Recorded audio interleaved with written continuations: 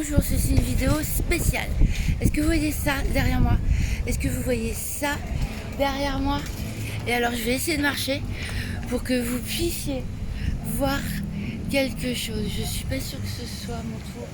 En plus il y a les flics et ils sont... Regardez-moi cette pure beauté.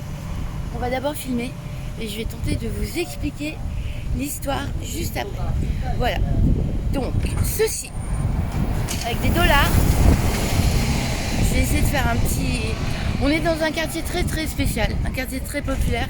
C'est tout en haut de la montagne de Barcelone, où j'habitais en... Donc je me souviens. J'habitais ici en 2006 et 2006. On va dire 2006. Je pense que c'est ça. 2006. Oui, c'était après Madrid. Je m'étais cassé la gueule à Madrid avec Ariel. Ouais, 2006 ou... moi je dirais fin 2006, début 2007. De toute façon, on s'en branle. Avec deux trapézistes.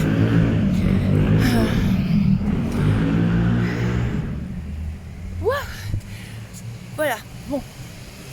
Avec deux trapézistes, on est tous sur les hauteurs de Barcelone, c'est un truc de fantastique. Et il y avait le tout premier requin qu'on a vu. Maintenant, je vais traverser la rue Nuestra Montaña, no será vuestro parque. Je suis désolée. De toute façon, ça c'est typique de moi. Je suis brute de pomme. Il n'y a personne qui veut habiter ce quartier. C'était un quartier génial. Il faudrait que je vous montre d'autres choses si j'y arrive. Mais d'abord, je traverse la route et on va essayer de voir des détails. Est-ce que vous vous souvenez de cette histoire? Il y a un street artiste absolument extraordinaire qui s'appelle Blue, B-L-U. Et il avait fait des... Je suis dans le temps. Je vous aime. Elle est folle. On dirait Chantal Goya, bon, arrête. Vous vous souvenez de cet artiste Blue qui avait fait deux immeubles iconiques dans la Kurstrasse à Berlin, il y a longtemps, hein, au bon moment de Berlin, quand les loyers étaient pas chers, quand personne ne voyait trop l'intérêt de Berlin. Il y a longtemps. Ah oui, c'était avant la spéculation immobilière. Bref, marche un peu plus vite sinon tu n'auras plus mémoire. Voilà. Et le temps a passé, la spéculation immobilière est arrivée, surtout sur Kreuzberg, n'en parlons même pas, mais Friedrichshain, Kreuzberg, Prenzlauer Berg, oublie ta life, si t'es pas millionnaire, t'as qu'à l'habiter ailleurs. Alors que c'était les vieux quartiers populaires où personne ne pouvait habiter, genre en mode Plagwitz, vous voyez ce que je veux dire. Et si quelqu'un connaît Plagwitz à Leipzig, hop, un petit tour d'horizon au passage. On va rien goûter. Vous voyez pas le petit Barberia là, derrière? Jusque là-bas, bouge ton cul, voiture de merde. Oh, vous allez pas le voir parce qu'il y a une voiture de pute de devant. J'aime pas les voitures. Vous voyez un peu la peinture. Bon. Et donc à cause de la spéculation immobilière, il s'est rendu compte, cet artiste Blue, génial, que l'immeuble d'en face, ces peintures iconiques en fait, allaient être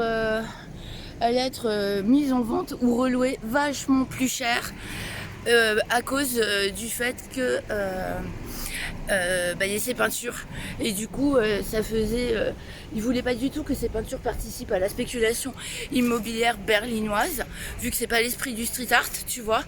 On veut pas être des putes à fric, et je m'inclus dans le truc et du coup je veux pas faire partie des morts qui meurent tous les ans en prenant des selfies de cons, mais bon, il y a là magnifique. Les requins, je vous expliquerai après pourquoi les requins, mais enfin bon, il n'y a pas besoin de Einstein pour comprendre. Voilà. Et du coup, il avait lui-même loué le matériel. Et en une nuit, les deux façades de deux grands immeubles repeintes totalement en noir pour protester contre la spéculation immobilière. Il avait détruit sa propre œuvre. Voilà, moi j'habitais ici en 2006. Vous voyez, vous voyez, ça, c'est un requin du même artiste, Blue. Et ça, c'est un quartier El Carmel où franchement, il n'y a personne qui connaît, quoi. Mais même à Barcelone, même les Barcelonais, ils viennent jamais. C'est vraiment un quartier très spécial. Moi, j'habitais ici parce que j'étais en galère. Et voilà, je vous dis, j'habitais avec 2 trapézistes. C'était excellent parce qu'on avait une terrasse sur la montagne. D'ailleurs, on va passer dans la calle Calderón de la Barca qui est juste à côté. Après. Et donc, on avait une terrasse, une super terrasse couverte, mais une terrasse d'angle en fait. Et on surplombait tout Barcelone et ils avaient installé le trapèze sur la terrasse. Imagine ce que c'est que de faire de la balançoire ou du trapèze tout en haut d'une montagne avec tout Barcelone et la mer en dessous. Ah, moi j'en ai vécu des trucs fantastiques. Bref, voilà. Et donc ça c'est un requin fait avec des dollars. Donc moi quand j'étais là, il y avait que... moi je suis trop heureuse que le requin soit toujours là. Attention, mais en plus j'ai peur des voitures. Voilà. Moi au début il n'y avait que ce requin là. C'était en 2006. Et je vois que Blue est revenu. Faut que je cours, il y a des voitures qui arrivent. Est revenu faire d'autres requins. Oh, j'adore cet artiste. Et donc, bah oui, parce que la spéculation immobilière arrive même ici au Carmel, sur les hauteurs de Barcelone.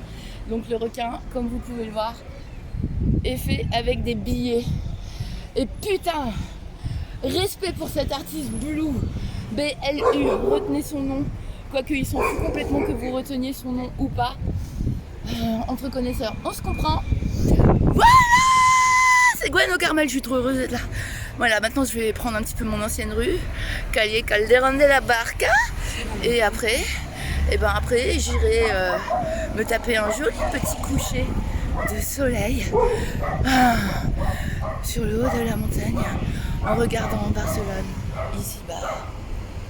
Regardez-moi, c'est magnifique.